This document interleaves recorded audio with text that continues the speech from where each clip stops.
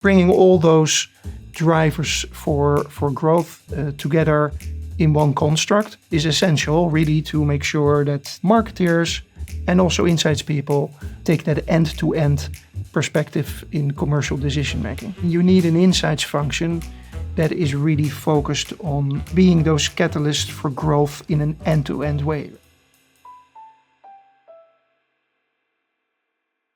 Hello, Laura. How are you? Very excited. How are you? I'm thrilled to be back inside this fancy studio. This isn't our living room for anyone that's wondering. I know, mine's not filled with Crayolas and toys everywhere, so it's definitely not our homes. I'm super excited about today. We have got a fantastic guest joining us. As close to a celebrity in our world as you're likely to get. I think that's true. So one of our clients, Stephan Gans, the Senior Vice President of Insights and Analytics at PepsiCo, is joining us to talk to us all about the future of insights at PepsiCo and how PepsiCo is charting its course over the next 10 years. Yes, huge shout out to Kirsty for asking the question on our behalf, and really an exciting and engaging conversation, I think. Absolutely thrilled to have Stephan with us today. Stephan, you had quite an interesting journey to becoming the head of insights at Pepsi, having been agency side and also a marketing background. Can you tell us a little bit more about what drew you to the role leading the insights function at Pepsi?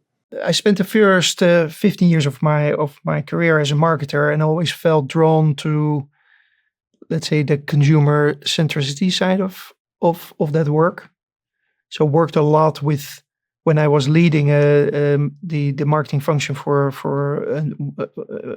one operating company of Unilever at some point, I spent a lot of time with the insights team, and more or less through a coincidence, I stumbled upon this role at PepsiCo, and what attracted me to the role was, in part, also the fact that PepsiCo realized that it didn't necessarily need let's say, an insights expert at that point in time for the role. They needed somebody who could, say, galvanize a global team and transform that global team, transform that function into what it needed to be to become a competitive advantage for the business. And my background was actually quite a good match with that. Not only my background as a marketeer, but to your point, also my background as a consultant for about a decade also. And Pepsi is famous for marrying insights into commercial realities, for bridging that gap. So, sometimes it can feel like there's some companies where they have wonderful insights, but they're not necessarily leading to growth. And then there's some companies which are very manufacturer-led, very successful, but don't necessarily have the success of with understanding consumers. It feels like you have managed to create an insight function that truly influences the business. What's your perspective on that? Yeah, it's great to hear it looks like that from the outside. I mean, from the inside, that is a constant push and pull, to be honest, right? I mean, there's in an organization as large as the one that I'm part of, you got to be really careful that work doesn't become too siloed, and so that the insights work isn't skewed, let's say, too much to the marketing agenda alone, and or that insights work in the commercial sphere, so in revenue management and shopper insights, isn't disjointed from the other parts of the insights function, which are more about, let's say, creative excellence and innovation. And it's only in the last 2 years really that we came up with a PepsiCo way to bring all of that together in something that we call Growth Navigator, right? Where that is really from end to end, from the proposition itself and the brand, the availability, all the way to the value you are able to create for the business through pricing and shelf optimization, etc. And bringing all those drivers for growth together in one construct is essential, really, to make sure that marketers and also insights people really take that end-to-end perspective in commercial decision making, and that consumer centricity is not a disjointed exercise that is done in different little buckets, but it is really woven throughout the commercial decision making, and to make that happen, I mean, you need an insights function that is really focused on being those catalysts for growth in an end-to-end way. One of the big challenges I can imagine is around culture and mindset. And how do you go about changing the culture of organization to kind of embody this growth catalysm kind of mindset? Yeah, that's $1 million question, right? Because that is exciting and hard to do and takes time. But it is and best approached as a proper change management challenge. PepsiCo is renowned for its entrepreneurial spirit and for its also for its independent, local, super competitive culture and mindset in all the markets that we operate in across the globe. That's a historic strength, and that is still a core strength that we leverage. We are working very hard to couple that strength with some, let's say, PepsiCo way of doing fundamental things that we know drive better and more effective marketing. And the only way to do that is to really look for ways to leverage your scale. So that, for example, if we test a certain campaign for Gatorade in Vietnam, that we don't only get smarter in Vietnam, but everybody who works on Gatorade in PepsiCo gets smarter, for example. Or that when we know that when you have a certain position in the market, in terms of market share in a certain category, that 80% of your growth will be defined by the extent to which you're able to grow that category. Okay, so that applies equally to our business, say in Mexico, as it does to our business in the UK. For certain brands. And so how do we make sure that those markets where relevant learn from each other? So that is I can easily talk an hour about all the things we're doing to with examples to get to answer your question. Basically, there's really three key roles that the insights function plays. I like to talk about identify, enable, and optimize, right? So that's really about identifying growth opportunities and making sure that the team realizes what those opportunities are in the context of what I said earlier. So what are the jobs that we need to do to drive growth? Should we be focused on the category? Well, yes, okay. And then what does that mean for the opportunities that we identify in the market? Now, identify is also about not just trying to predict the future, which is kind of impossible to do, but it is about really thinking through, let's say, what the future is that you want for your business, right? How do you keep everyone orientated on wisdom, still asking the right big questions, not being too reactive to things? What's the secret sauce there? There's no secret sauce there, because the reality is, of course, like I think everywhere, is that let's say the level of activity and the thirst for understanding and insights has never been as high as it is now, right? What typically, I think, what applies to, let's say, regular consumers like you and me with our sleep monitors and our Strava apps and all that stuff, applies to business people as well. We want to know exactly how we're doing all the time, and we want to understand why we're doing in that way all the time. And it's possible. Because why do people want that? Because it's possible, right? And so back to your question, I mean, there's no secret sauce. There's a lot. If you survey insights people in PepsiCo, I think you'll find a lot of people that feel whether they're, no matter where they are, whether they're in business units somewhere in the world or in my global team, a significant number of people will feel constantly overwhelmed with the amount of work they need to do to explain short-term swings in business, or short-term type of looking for short-term answers. And that is often possible to do, and very often not that value add, to be honest, right? So a key thing to do is also to make sure that we not only keep the insights people, but also the business leaders and the marketers focused on the right things. So not just this is the volume we shipped from the factory, but this is the household penetration and how it's developing in that particular market or cohort or subcategory.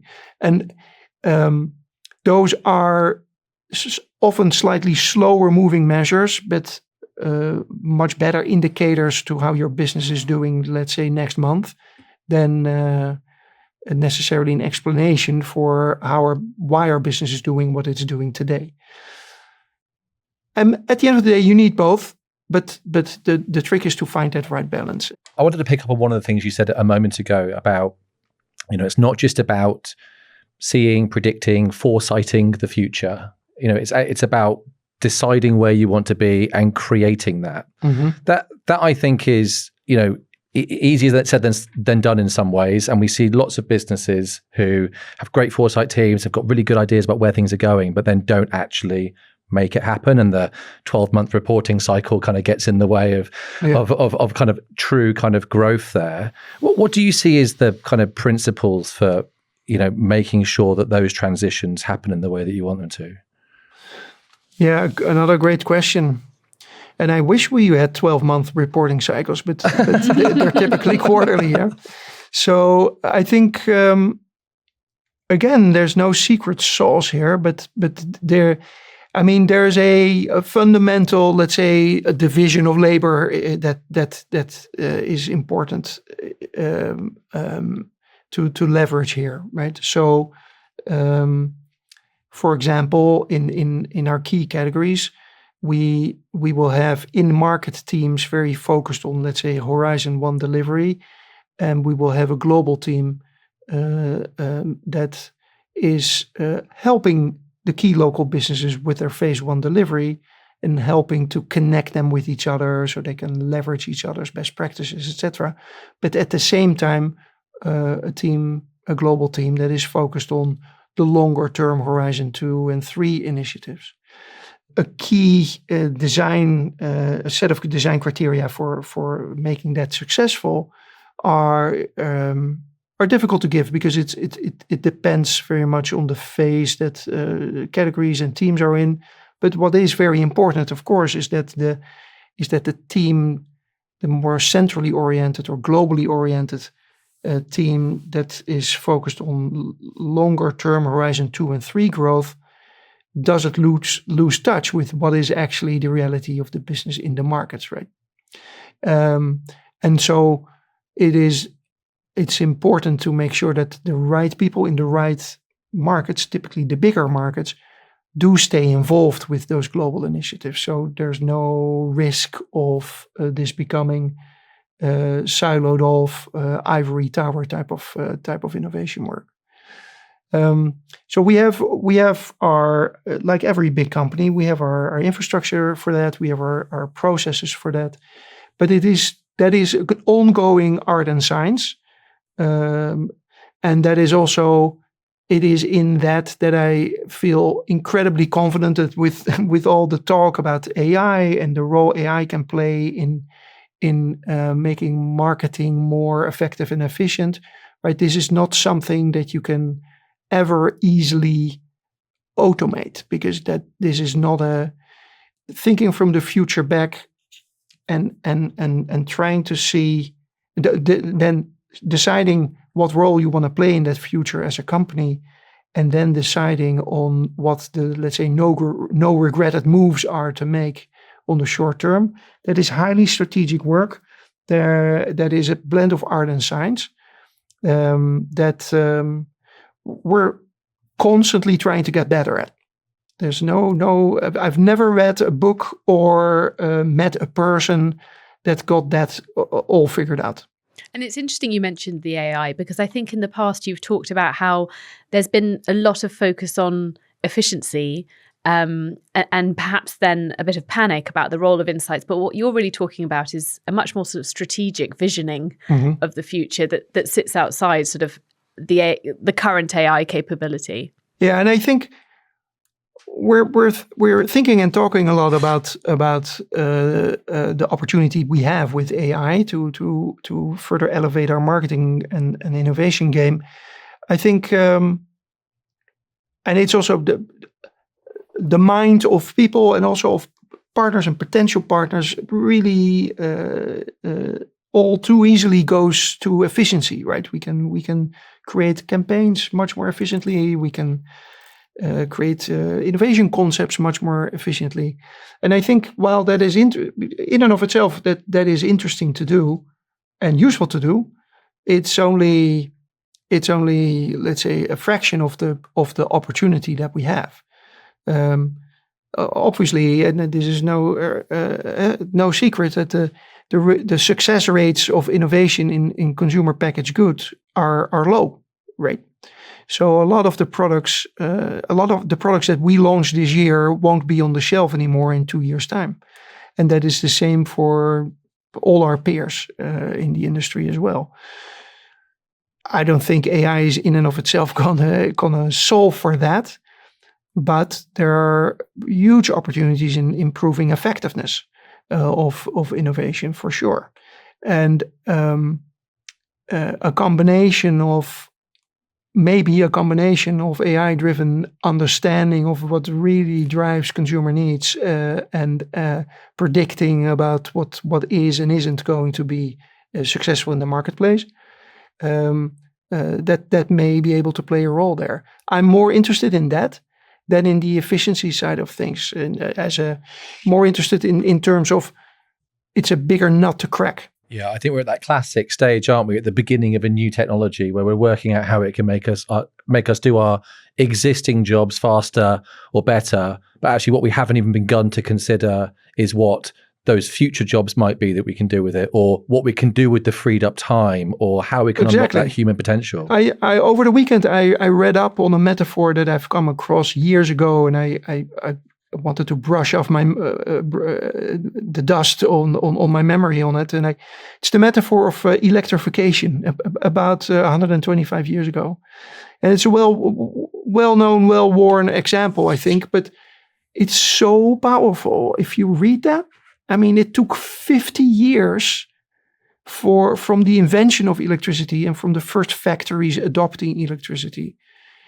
to electricity really finally delivering on its promise of dramatically increased productivity and effectiveness. That took decades. And the reason it took decades is that people, they took the new, let's call it tool, or the new energy source, electricity over steam, but they didn't change the way they worked. And it's only when people started to dramatically change the layout of their factory floor that suddenly factories were able to dramatically increase productivity. That's exactly the risk that I see with AI, right? I mean, it's very simple to come up with all sorts of ideas on doing faster and maybe even better focus group research or one-on-one interview research with all sorts of digital twins or other AI-driven or Gen AI-driven capabilities. It's interesting to do, and I'm sure we can do it. And we'll look into it and probably adopt it to a certain extent. But the other question, how should we reorganize ourselves to meet consumer needs better 10 years from now, 5 years from now, and next year? That requires fundamental rethinks that I'm very excited about. That leads us nicely into thinking about what kind of skills you think insights professionals need to focus on in the future. What kind of talents and capabilities do you think people want to nurture over the next 5 to 6 years? Yeah, it's a great question because 2 weeks ago my younger son studies computer science in Europe, and he and his buddies, their third year is computer science. That's what they think about every day, right? It's like, okay, I'm learning this, but is this useful to know still? And if not, or if so, why? And if not, then what do I need to do? And of course, their university is trying to figure that out with them as well, but nobody has the answer, right? And yeah, for sure, the same will go for insights and professionals. I published a book last year with 3 other co-authors called the Consumer Insights Revolution, and in that book we talk about the 3 stages of work. And we talk about the work before the work, and the work after the work. And the work before the work is really understanding the briefing very well. The work is doing the work, doing the consumer test or the market segmentation. And the work after the work is making sure that the organization is actually using the work, right? And by and large, people spend way too much time on the work. Too much time in the sense that they don't have enough time left to really question the brief, right? The work before the work, and or to really be that strategic business partner that works with the innovators and the marketers to make sure that the insights and the learning really lands. Now, I see huge opportunities to shrink the amount of time that people spend on the work. So enabling them to spend more time on the work before the work and the work after the work. Now, so yeah, sorry for the super simple metaphor, but for me it works. No, it's perfect. And what are the capabilities that you need to be a really good strategic business partner that is not just an enabler or let's say not just an order taker, but that is really a strategic business partner with whom you get to a perfect, super sharp brief for either an agency or an innovation team, or with whom you can really objectively get to the bottom of why something is growing and some other thing isn't, and what is happening in the marketplace, and why is a competitor faster or more successful at something than we are, whatever the question is. So that is a different set of capabilities. What the different set of capabilities is, I don't exactly have the answer yet. I think the earlier capabilities about being intentional, being brave, and keeping things simple, they're not going to go away. But they'll show up in different ways. But there's going to be additional capabilities. One of them, for sure, is going to be somebody's ability to use all that new machinery, all those new tools in the most efficient way, right? And that is something that all of us, literally, all of us should lean into, not just because it's exciting, but also because it's going to be essential for the future of our business and the future of our careers, that we know how to make the most out of those capabilities. It feels like a great call to action for agencies as well, doesn't it? Yeah, I was going to say the same thing. To actually find a way to add value outside of the remit of the task. Yeah, what specifically would you be advising agencies at this point? Like, where do you think the biggest gaps are for them? If I think about what digitalization did for consumer insights over the previous 15 to 20 years, the benefits of that, it took a long time for the benefits of that to be really passed on to the customers. Way too long, right?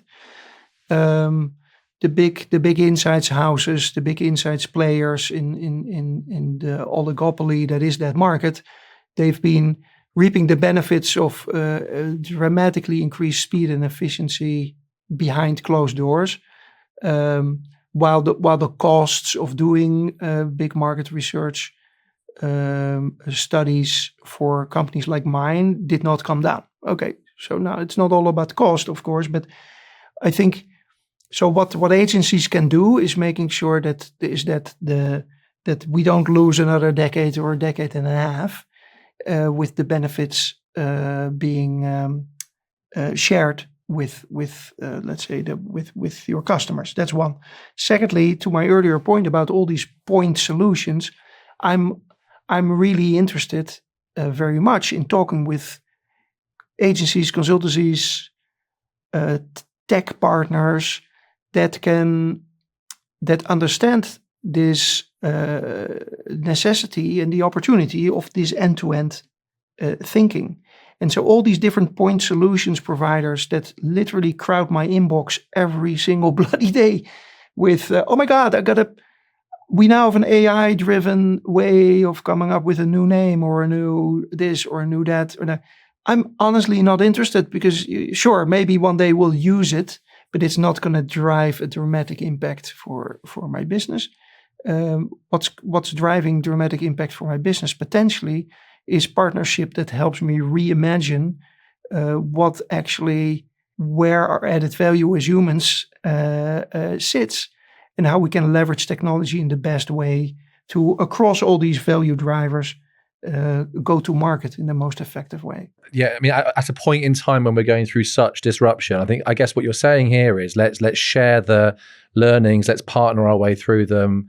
Let's not kind of run away, build some competitive advantages, use it as a way just to charge clients more money, but actually help clients kind of work through some of these big problems that they're facing. I really like that. Yeah, and let's also not get too overexcited about the technology, right? At the end of the day, we just updated, we did a massive exercise with updating we call it demand maps. So like for a part of our business around the world.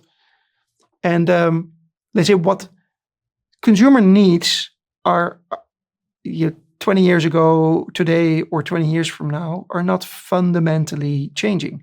What is obviously changing is the way we cater to those needs. And